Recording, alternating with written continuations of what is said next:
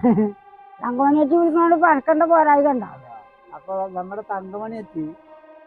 അപ്പോൾ അതൊക്കെ നേരിൽ കാണാൻ സാധിച്ച ഭാഗ്യം ചെയ്തൊരു തങ്കമണി എത്തിയാണ് ഇപ്പോൾ നമ്മൾ.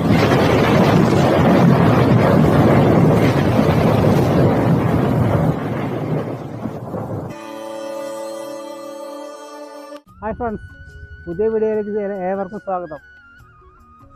ഞാനിപ്പോൾ എവിടെ നിൽക്കുന്നത് നിങ്ങൾക്ക് ഊഹിക്കാൻ പറ്റുമോ? ഊഹിക്കാൻ പറ്റില്ലെങ്കിൽ ഞാൻ തന്നെ പറയാം. ഇത് വർഷങ്ങൾക്ക് മുൻപ് പൊന്തന്മാട എന്നൊരു സിനിമയ്ക്ക് വേണ്ടിയിട്ട് ഇപ്പോഴത്തെ സൂപ്പർ സ്റ്റാർ മമ്മൂട്ടി അദ്ദേഹം അഭിനയിച്ച ഒരു സ്ഥലമാണിത്. ഈ വയലിൻ്റെ അവിടെ വെച്ചിട്ടാണ് അതിലത്തെ ഒരു ഭാഗം ചിത്രീകരിച്ചത്. അപ്പോൾ ഈ കാണുന്ന വയലിൽ അദ്ദേഹം കന്ന് പൂട്ടുന്ന ഒരു രംഗം ചിത്രീകരിക്കാനിടയത്രേ. അപ്പോൾ ആ കന്ന് പൂട്ടിക്കൊണ്ടിരിക്കുമ്പോൾ അദ്ദേഹത്തിൻ്റെ കാലിൽ ചെറുതായിട്ടൊരു ചെറിയ പരിക്ക് പറ്റി. ചെറിയ പരിക്ക് പറ്റി പറഞ്ഞാൽ ഈ പാടത്ത് തോലൊക്കെ ഇട്ടിട്ടാണല്ലോ കൃഷി ചെയ്യുക വളത്തിന് വേണ്ടിയിട്ട്. അന്നൊക്കെ ജൈവവളമായിരുന്നല്ലോ, ജൈവവളം. അപ്പോൾ ആ ജൈവവളത്തിനിട്ട തോലിൻ്റെ ഒരു കൊള്ളി ഇദ്ദേഹത്തിൻ്റെ കാലിൽ തട്ടുണ്ടായി. അങ്ങനെ കാലിൽ തട്ടി വെക്കുമ്പോൾ അതിൻ്റെ ഫസ്റ്റ് എയ്ഡ് ചെയ്യാൻ വേണ്ടിയിട്ട് ഞാനിപ്പോൾ ഈ നിൽക്കുന്ന പാറപ്പുറത്ത് വെച്ചിട്ടാണ് അതിൻ്റെ ഒരു ചെറിയ ഫസ്റ്റ് എയ്ഡൊക്കെ അദ്ദേഹത്തിന് കൊടുത്തെന്നാണ് പറയുന്നത്.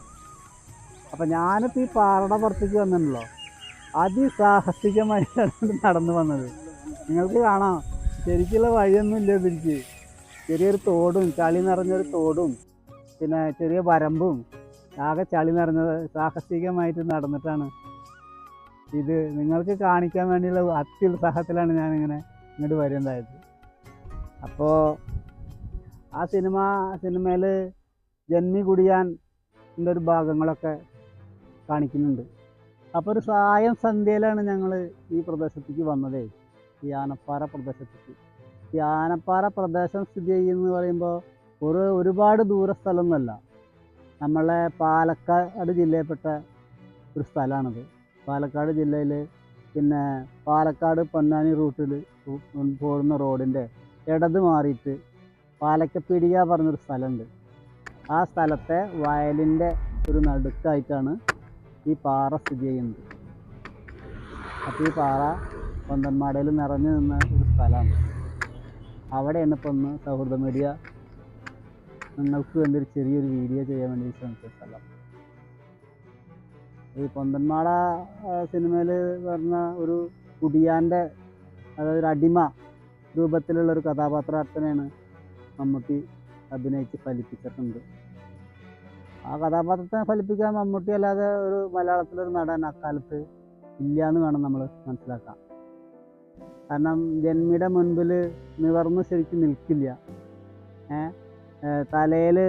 തലയെക്കെട്ട് കെട്ടുന്ന മുണ്ടടക്കം അഴിച്ചിട്ട് കക്ഷത്ത് വെച്ചിട്ട് വളഞ്ഞിട്ട് അത്ര അന്ന് അക്കാലത്ത് ജന്മിയുടെ മുന്നിൽ കുടിയാൻ നിൽക്കുക. അപ്പോൾ ചെയ്യുന്ന ജോലി, അതായത് ഒരു മാടിനെ പോലെ പണിയെടുക്കണം. ചെയ്യുന്ന ജോലിക്ക് അനുസൃതമായ കൂലി ചോദിക്കാൻ പോലും ധൈര്യപ്പെടില്ല. ആ കാലഘട്ടത്തിലത്തെ ഒരു അവസ്ഥ അങ്ങനെയായിരുന്നു. അപ്പോൾ ഇങ്ങനെയൊക്കെ പാടത്തൊക്കെ പണിയെടുത്തിട്ട് ജന്മിയുടെ വീട്ടിൽ ചെന്നാൽ ഭക്ഷണം കൊടുക്കുക. ഭക്ഷണം എന്ന് പറഞ്ഞപ്പോൾ ഇന്ന് നമ്മൾ ജോലിക്കാർക്ക് കൊടുക്കുന്ന രീതിയിലുള്ള ഭക്ഷണമൊന്നുമല്ല, കഞ്ഞിയാണ് അത്ര അന്നത്തെ ഭക്ഷണത്തിൽ ഉൾപ്പെടുത്തുക. കഞ്ഞി, പ്രധാനമായിട്ടും കഞ്ഞി ചക്കൊണ്ടുള്ള ഒരു കറി, ചക്കക്കൂട്ടാൻ എന്നാ പറയുക, കറി എന്നല്ല ചക്കക്കൂട്ടാൻ, അതാണ് കൊടുക്കുക. അപ്പം അതെങ്ങനെ കൊടുക്കുക? ഈ ജന്മിയുടെ മുറ്റത്തിൻ്റെ സൈഡിലായിട്ട് ഒരു കുഴി കുത്തണം.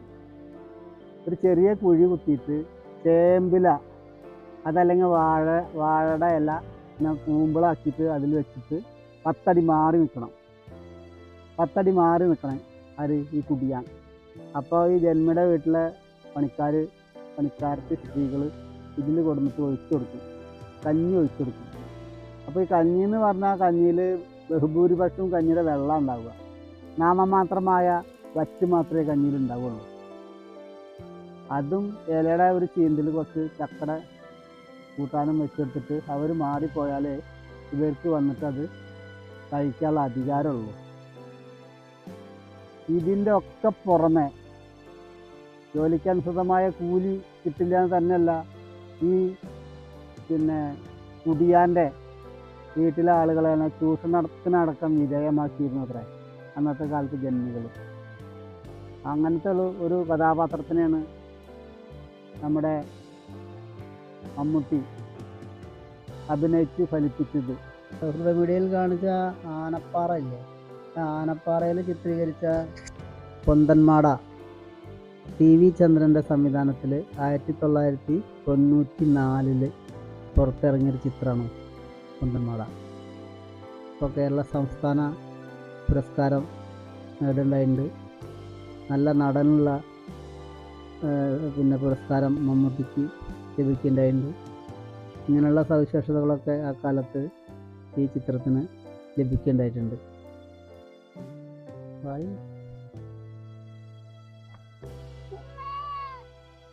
എൻ്റെ മോള് എന്താണ് അയ്യോ മേൽ കളിയാക്കല്ലേ.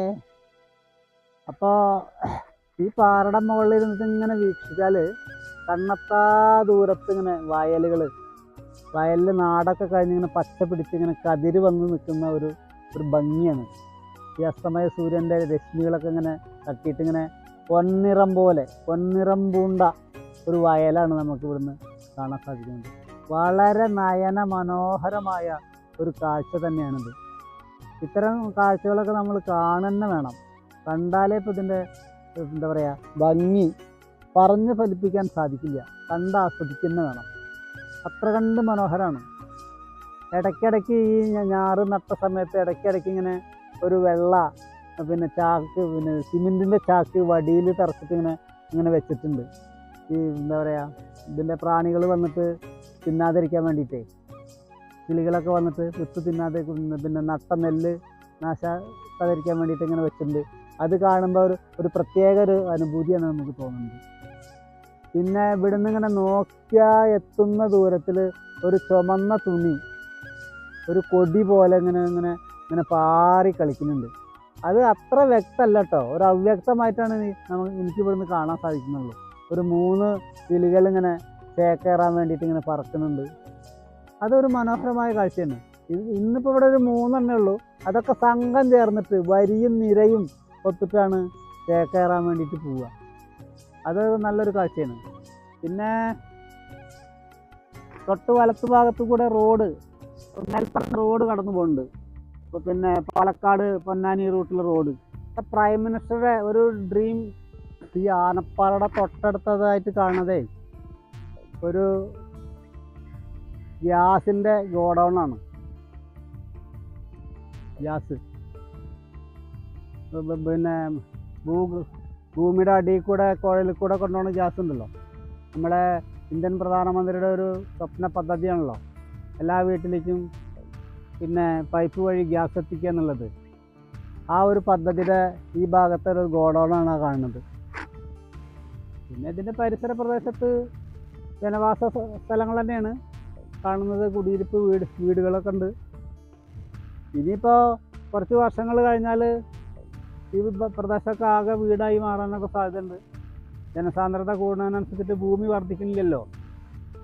അപ്പോൾ ഒരു സമീപ ഭാവിയിൽ ഇവിടെയൊക്കെ വീടാവാനുള്ള സാധ്യതകൾ സൗഹൃദ മീഡിയ കാണുകയാണ്. നമ്മുടെ പൊന്തന്മാട സിനിമ ഷൂട്ട് ചെയ്യുമ്പോഴേ അതിൻ്റെ പരിസരത്തുണ്ടായിരുന്ന ഒരു ചേച്ചിയാണ് വരുന്നത്.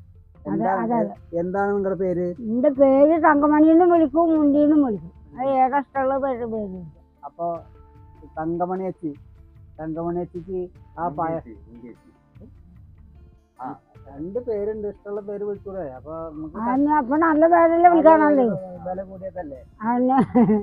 തങ്കമണി ചേച്ചി വിളിക്കണോണ്ട് പരക്കേണ്ട പോരായി കണ്ടാവും.